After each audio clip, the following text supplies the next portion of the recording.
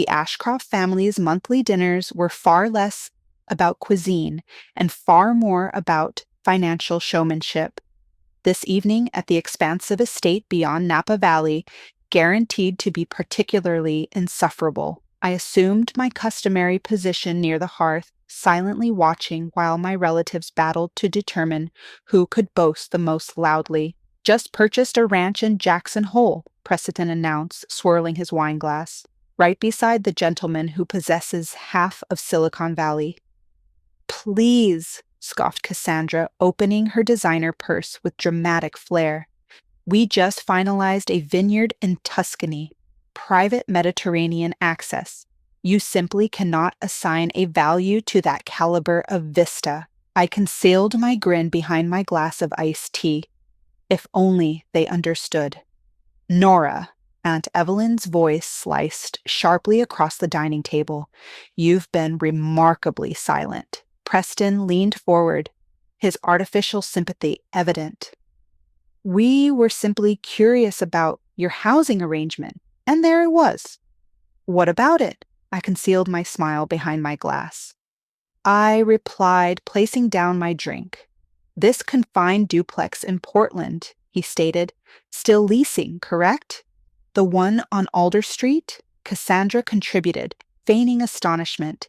"Didn't realize people our generation still rented." I almost chuckled. The Alder Street complex was my corporation's initial commercial purchase under West Pine Holdings. To them, I was a struggling renter. In truth, I was the proprietor.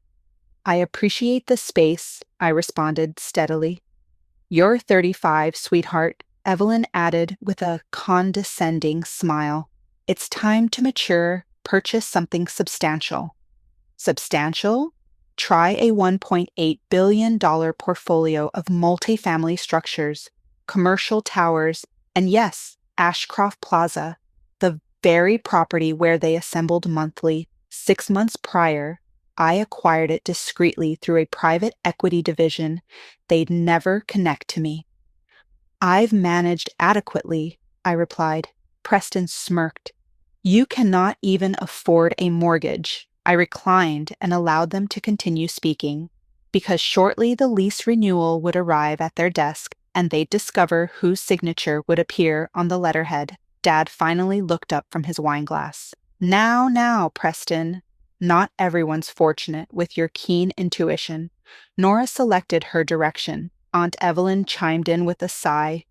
As if I'd let them down by not wedding a hedge fund executive or becoming a lifestyle influencer. They assumed I spent my days displaying cheap walk-ups to impoverished graduate students, barely surviving on commission payments. What they didn't realize was that Nora Hale, the family disappointment, was also West Pine Holdings, the anonymous company quietly acquiring commercial and residential properties throughout the Pacific Northwest for the past decade. Speaking of real estate, Cassandra interrupted with excitement in her eyes. "Have you heard about the Alder Street situation? Some company purchased the entire block. They're planning to demolish everything," she added with mock sympathy. "Guess that tiny apartment of yours will finally disappear." I maintained my neutral expression. I was the purchaser, and I had zero intention of demolishing anything. The Alder Street complex was a treasure. Brick facades, vintage details, and rent protections for families who'd resided there for decades. I was deep into a historically respectful renovation. "Really?" I asked. "Hadn't heard." "Well, naturally not," Preston smirked. "Transactions that magnitude are far beyond your capabilities. If you get evicted," Evelyn said cheerfully, "you can always relocate to the guest house. We'll assist you in finding something more respectable, maybe even someone respectable." "I'm content," I stated flatly, "and so is my landlord." Cassandra gave a strained laugh. "You cannot live a modest life indefinitely, dear. Hale used to signify something in this state. It still did, just not how they imagined." In real estate circles, West Pine was equivalent to ethical expansion and tenant-first investing, the opposite of my cousin's flashy developments that demolish communities for recognition. Actually, Dad said, setting down his glass, this gathering's partially about business. The board's concerned about the new proprietor of Ashcroft Plaza. I tilted my head. West Pine Holdings acquired a majority interest 6 months ago, he explained. Nobody knows their identity, possibly a foreign investor. Preston nodded. Has to be. These magnates adore legacy properties. If only they knew their feared mystery investor was sitting right here in a thrifted sweater and worn boots. And now, Dad continued, they're posing difficult questions, particularly about our accounting methods. Creative accounting, like how Preston borrowed from the building fund to finance his Jackson Hole retreat, or how Cassandra categorized her luxury handbags as client engagement expenses. I'm certain it's nothing serious, Aunt Evelyn said, her pearls trembling with anxiety. The Hale name still carries weight. That's exactly it, Dad interrupted. This West Pine individual doesn't appear impressed by names. They've demanded a complete audit. I observed the transformation ripple across their faces, panic tightly masked behind designer smiles. An audit would reveal more than questionable expenses. It would expose their entire scheme. Perhaps Nora could assist, Cassandra said suddenly, her tone sweet. She works in real estate, doesn't she? Maybe she knows someone at the management firm. They all turned to me simultaneously. Just like that, I was no longer an embarrassment. I was potentially valuable. I primarily work with smaller residential clients, I said, smoothly. Nothing on Ashcroft Plaza's scale. For heaven's sake, Preston snapped.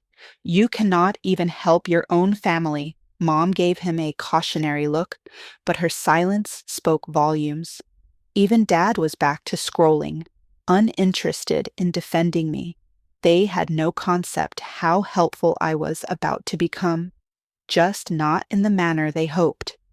Tomorrow morning, West Pine Holdings would issue a public announcement. Effective immediately, Ashcroft Plaza would undergo major operational reform. No more shadow budgets, no more nepotistic contracts, no more treating the building like it was a family credit card. I glanced around the penthouse, artwork purchased with maintenance funds, couches triple their listed cost, fixtures installed by Cassandra's husband's company with inflated invoices. Anyway, I said, rising and dusting off my jeans, some of us have early mornings. Cassandra smirked. Off to show more rent-controlled studios? I slung my weathered leather bag over my shoulder. Inside were board briefings, legal documents, and renovation proposals worth more than anything in this room. No, Aunt Evelyn called sweetly. Next time, perhaps dress more like a Hale. Appearances matter. I smiled. Don't worry, I said. Tomorrow I'll look exactly like the Hales expect. They just didn't realize I was already the one controlling the show. The following morning, I stood in my actual office, an entire penthouse floor overlooking downtown Portland, and prepared for the moment I'd planned for over a year. My assistant, Illa, walked in briskly, placing a cappuccino beside my laptop. The Ashcroft Plaza board is already assembled, she said. Your family arrived early, attempting to charm the independent members. I smirked, imagining Preston and Cassandra working the room in desperation. Audit packets all printed and distributed. The forensic team discovered even more than anticipated. She paused. Are you certain you want to proceed with this? Once they know, there's no returning. They need to learn, I said quietly. That legacy isn't permission to abuse authority. I turned to the glass, catching my reflection. Gone were the jeans and sweater. Today I wore a deep navy Altuzara suit, sharp lines, subtle strength, the kind of appearance Aunt Evelyn used to dream I'd wear to meet a husband. Instead, I'd wear it to dismantle their house of cards. The ownership announcement goes live in 20 minutes, Illa added. Once it's released, you'll be revealed. Then let's begin, I said, picking up my briefcase. The Ashcroft Plaza boardroom fell silent as I entered. My family was gathered at the far end, nervous, underdressed, and visibly shaken. Who are you? Preston demanded. This is a private meeting. I calmly placed my briefcase at the head of the table. I'm Nora Hale, I announced, founder and exclusive proprietor of West Pine Holdings, the corporation that possesses this structure and numerous others your family exploited illegally. Evelyn turned ghostly pale. Cassandra's mouth opened, but no words emerged. My father's grip tightened on his pen. Nora, he whispered. I nodded. Good morning. I opened the briefcase and began distributing audit reports across the table. Shall we examine your finances? This is ridiculous, Preston stammered. You're just, what? I inquired. The black sheep? The renter? The woman in thrift store clothing? Cassandra blinked. But you display apartments. I work, I said simply, and I constructed something genuine with integrity, not illusion. The board observed astonished as the proud Hale family began to crumble one document at a time. These folders, I said, contain comprehensive documentation of every misappropriated fund, inflated invoice, and fabricated receipt, reports of financial irregularities involving Ashcroft Plaza's accounts. I began distributing the final documents. Preston, would you care to clarify the $2 million in roof repairs that funded your Jackson Hole property? He flushed so intensely I thought he might faint. Or Cassandra, I continued, turning the next page, maybe you'd like to guide us through your husband's invoices, charging triple the market rate for basic plumbing. You'd expose your own family's secrets like this? Aunt Evelyn gasped. No, I said steadily. You expose them. I'm just ensuring they get addressed. Dad finally spoke, voice low and imploring. Nora, sweetheart, we can clarify. Don't, I said, raising a hand. I've observed this family treat our great-grandfather's legacy like a personal bank. While you ridiculed my so-called modest lifestyle, I was constructing something superior based on principles, not pretense. But why? Cassandra asked, bewildered. Why pretend to be struggling? I didn't pretend anything, I replied. I live simply. I invested prudently. You assumed wealth had to be ostentatious. The Alder Street building, Preston said, stunned. You actually reside there? I own it, I corrected, and most of the block. And no, I'm not demolishing it because some of us care about people, not merely profits. Suddenly, phones around the table buzzed. One board member looked up, reading from his screen. West Pine Holdings reveals CEO's identity. Nora Hale, an estranged member of the Hale family, confirmed as owner of $2 billion real estate portfolio. Cassandra fumbled her phone. Ranked among top ethical developers, he muttered. Historic preservation, tenant protections. This will destroy us, Cassandra whispered, pale. No, I said firmly. This will rescue you from yourselves. Effective today, Ashcroft Plaza will operate transparently. No more shell games, no more preferential contracts. And if we don't comply, Preston tried to sound bold, but his voice wavered. I smiled. Then I'll forward these reports to the authorities. I'm certain the IRS would find them illuminating. Silence deepened. What do you want? Dad finally asked. I want you to remember what the Hale name represented before all this. I met their eyes individually. Great-grandfather built communities, not just profit margins. I stood, collecting my papers. You have a choice. Work with me to restore that legacy, I said evenly, or find somewhere else to reside. I hear there are some lovely rentals in Lake Oswego. I turned to leave. Nora, wait! Dad's voice stopped me just as I reached the door. I was mistaken about you? Yes, I replied quietly. You were. The aftermath unfolded like something from a business drama.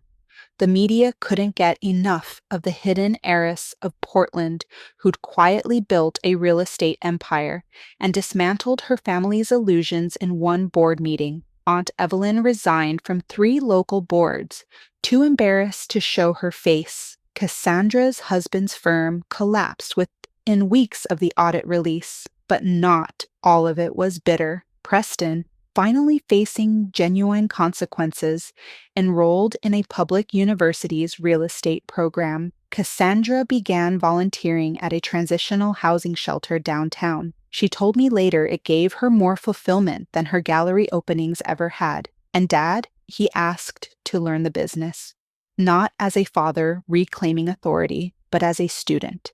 This time, he wanted to comprehend what I'd built. 6 months later, I was sitting in my Alder Street apartment. Yes, I kept it, reviewing new quarterly reports. Ashcroft Plaza was flourishing. Leases were stable, tenant satisfaction was up, and small retailers on the ground floor were generating healthy profits. A knock interrupted my focus. I opened the door to find my mother. She wore jeans and no makeup. It took me a moment to process the casualness. I got your invitation, she said, holding it up. A courtyard holiday party. I nodded. It's not quite your style. No, she admitted, glancing around my modest space. But I'm learning that maybe style isn't everything. She picked up a photo, me at 23, beaming at my real estate license ceremony. I never asked, she said, why this path? Because I wanted to construct something real, I replied, not just purchase it and display it. And now, she murmured, you control more than all of us. I do, I nodded, but control isn't the objective. Purpose is. She looked at me seriously. Will you teach me? Come tonight, I said. Meet the families who've lived here for decades. Listen. That's where legacy begins. Later, I stood by my window watching lights sparkle across Portland, this city I'd quietly made mine. Ashcroft Plaza glowed in the distance, no longer a monument to greed, but a symbol of restoration. Below me, the Alder Street building hummed with quiet life. Brickwork, original wood, beams, and garden courtyards were preserved with care. My phone chimed with new messages, partnership offers, speaking invitations, acquisition deals.